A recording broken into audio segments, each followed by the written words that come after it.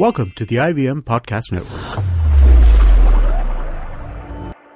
TFG Football is an IVM production, and you can also check out their other awesome shows like the On Course Podcast, a show where they help you to tackle various questions related to abroad studies, like which university to choose or how to navigate the application process. You're listening to TFG Football. Well, it's a new week, a new day, and once again, we are back again talking about Indian football. But Kevin, what are you going to talk about today? Why don't you reveal? Is there football happening? I don't see any action that's... No, we can't even look forward to something that's there, at least closely or distantly. That's the secret behind Indian football. Even if on the field action is rested, we have a lot of things happening off the field. So we talk about that. Yeah, you see, all of a sudden there's a big spike. Yeah. The interest of all football fans, Indian football fans, had gone up.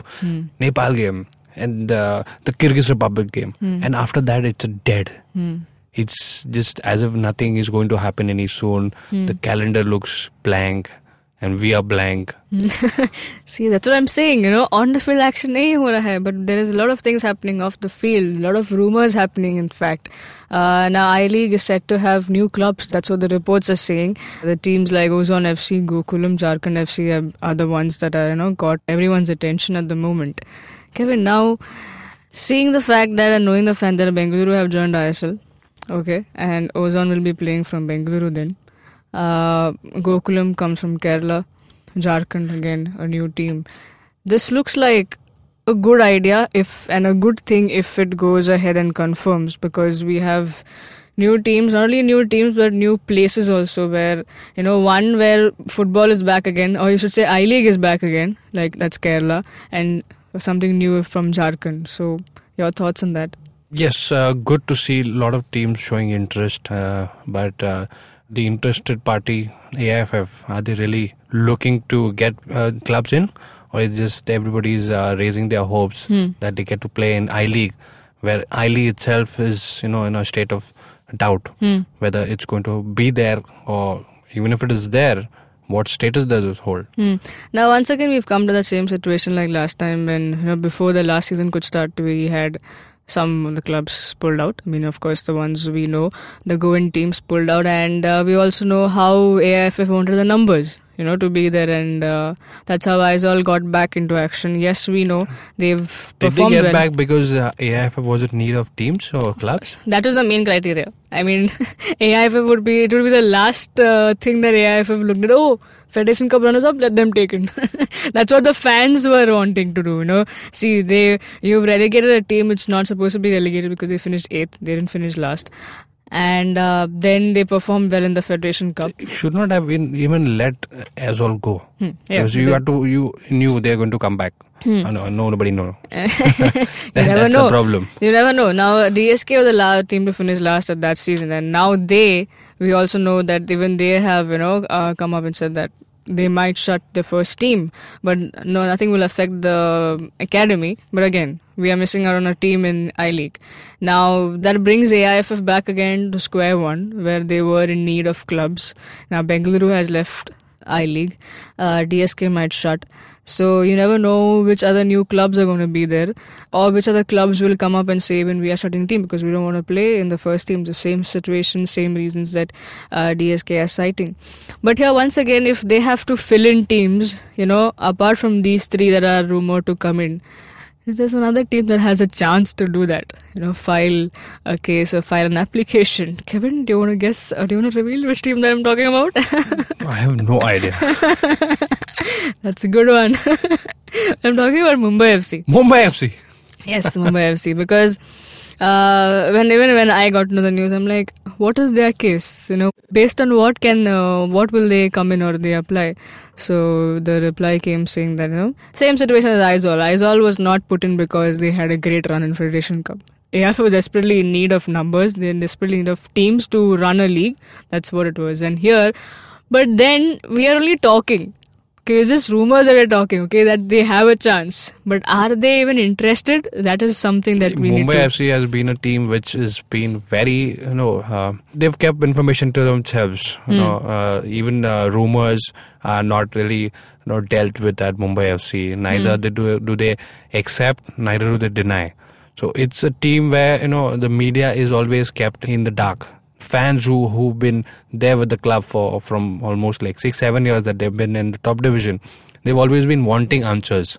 So the management has never stepped up and tried to answer those questions. Yep. Even when that big controversies that Mumbai FC, it was not a controversy for the club, it was more for the internal running of the management of the team, that the fans they spoke, they let their doubts be known. They wanted answers, but Mumbai FC never did that. Yeah, even now it's so surprising that yes, you have been relegated, but that doesn't mean that you completely... It's not the end of the world. Yeah, you don't completely get out. At least give it a fair picture. If you're saying you're out, say it you're out. If you're saying you're in, then do something about it. Work something on it.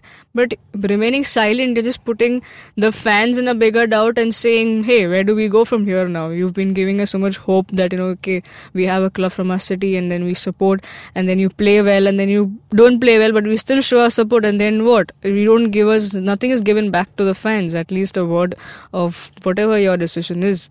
Now, that's how Mumbai FC looks like. They're still silent about it, but they have a chance. If they want, they can do it. But I'm pretty sure this would be every Mumbai FC supporter wish that whatever it is, we would love to know.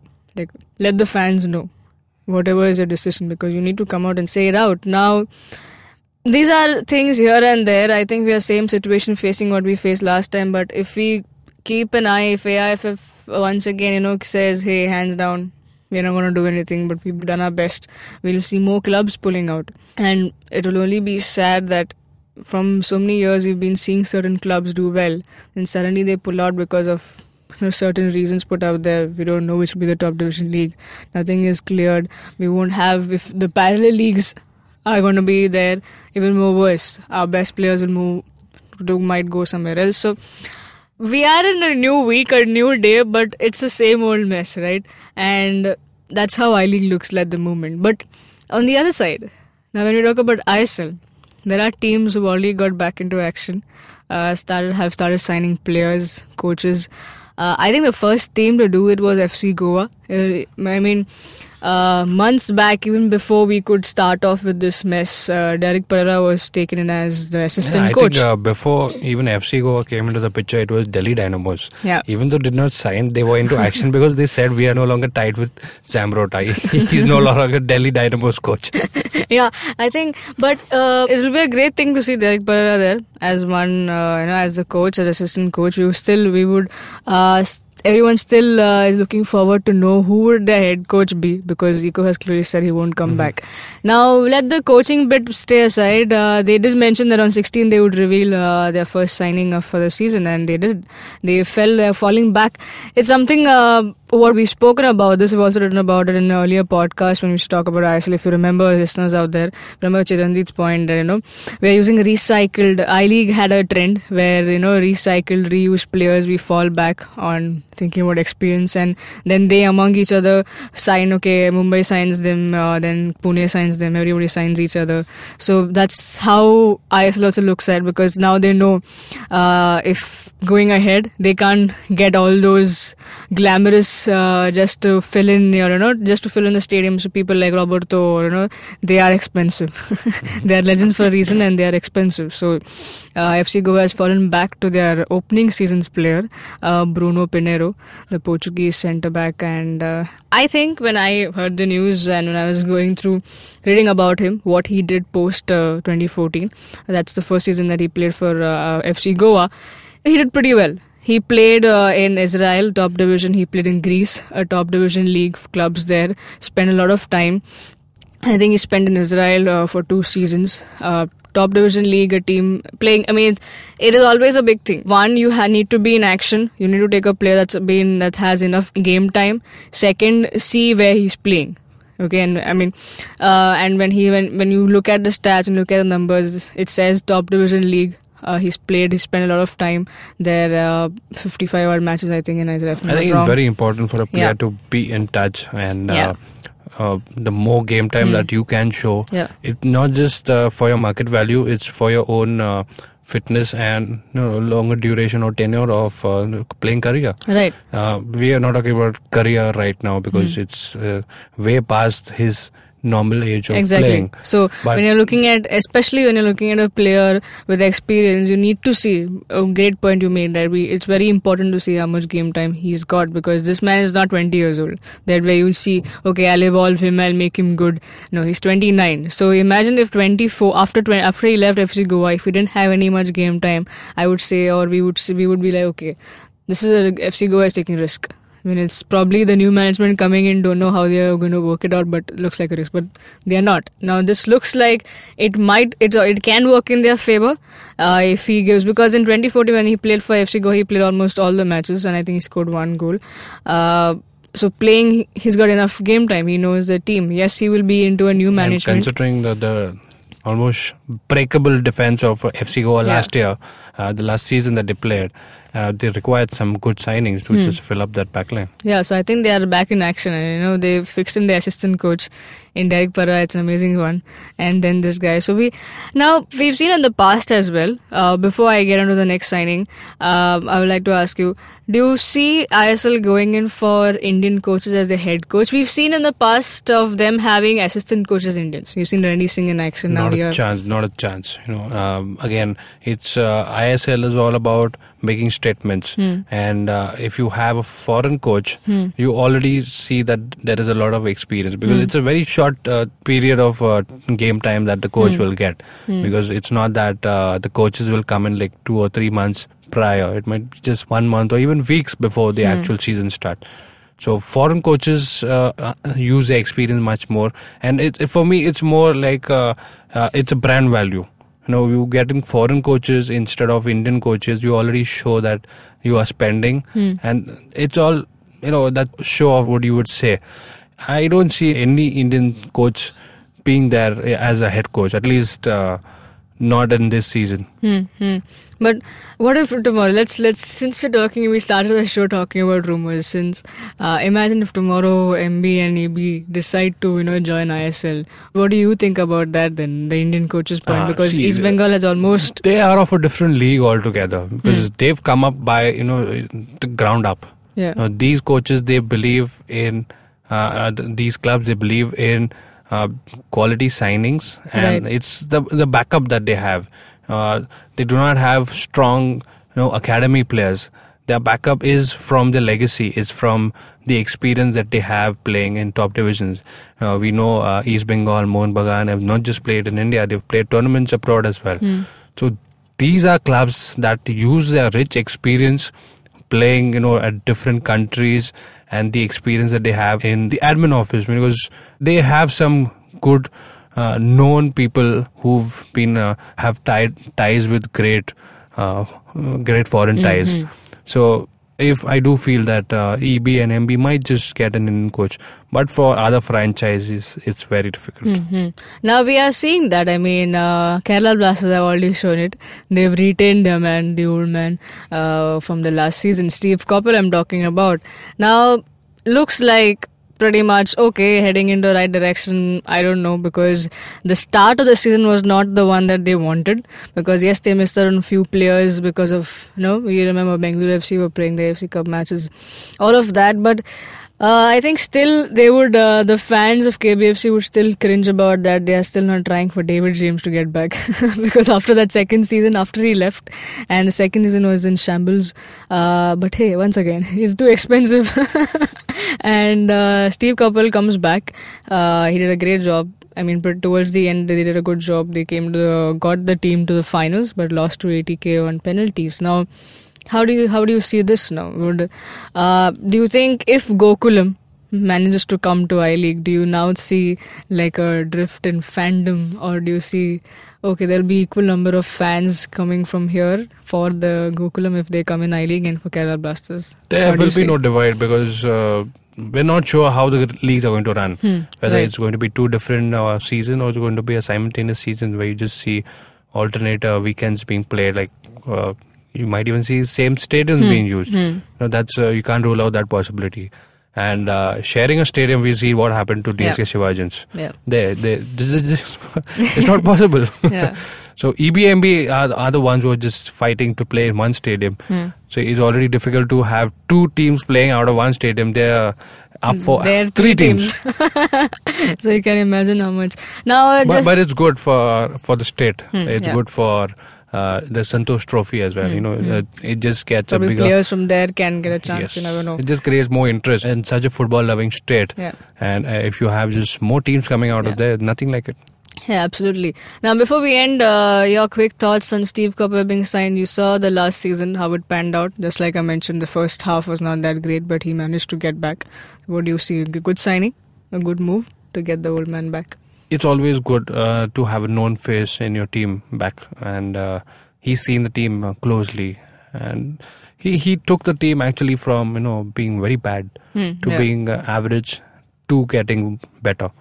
So I think they've seen the faith that he had in the team, and it was not easy. You just coming in at a late stage in the game and getting those bad results in against your favor. But credit to him that he managed to get the team right up to the finals, and they were closed. Yeah. Yeah, that was close. Now, we have a lot of other rumours as well, but since it's related to Mohan Bagan East Bengal, we don't have a man Chiranjeet here to give us more in-depth about that. We shall do it in the coming days, of course, and some things that many more political parties have come in joining hands to, in support of the teams, and the fans are also in action, filing a PIL against IMGR or the 8 teams in ISL, which is, let's see where that goes. And for all that you need to know, read. It'll be up on our website, thefangarage.com, and for whatever, follow TFG Football on Twitter. Thanks for tuning in today. Hope you enjoyed this small bit of rumours and some confirmed signings show. If you're listening to us on YouTube, then please do the honors, like, share, subscribe to our channel, keep the comments coming in, and you can also follow us, talk to us directly on Twitter. Boza_Kevin, Chiranjeet, Toja, Siju, Matthew 94. Have a great day, folks. You can also listen to our show on Audible, SoundCloud, iTunes, and various other podcasting apps. Read all that you want to know on thefangarage.com. Enjoy. Cheers.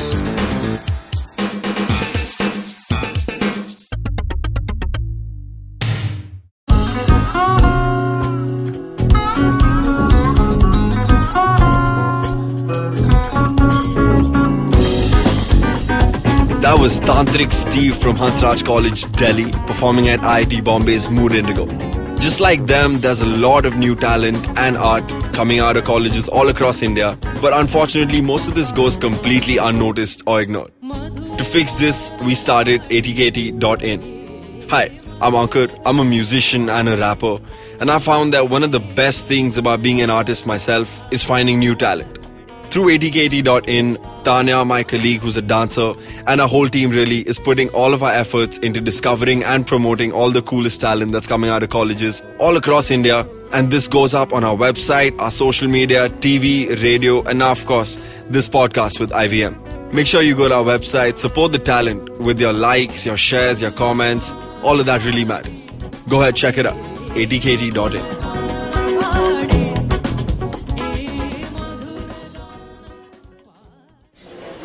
Excuse me भैया, excuse me. बोलिए madam. Menu में क्या है? Menu में scene unseen है, podcast है, on course है, Cyrus है, made in India, rediscovery project, empowering series, sex wax है, IVM लाइक्स है, सिंप्लीफाइड है, कीपिंग इट क्वियर है, थिंग्स एंड डेस्टिनेशंस है, माय नेबर सकरबर्ग है और द फैन गराज है। आपको क्या चाहिए? एक बार रिपीट कर देंगे क्या? रिपीट नहीं करता हम। आप जाओ IVMpodcast.com पे और सुनो ये सब, या फिर डाउनलोड करो उनका ऐप, सब आपकी उंगलियों पे।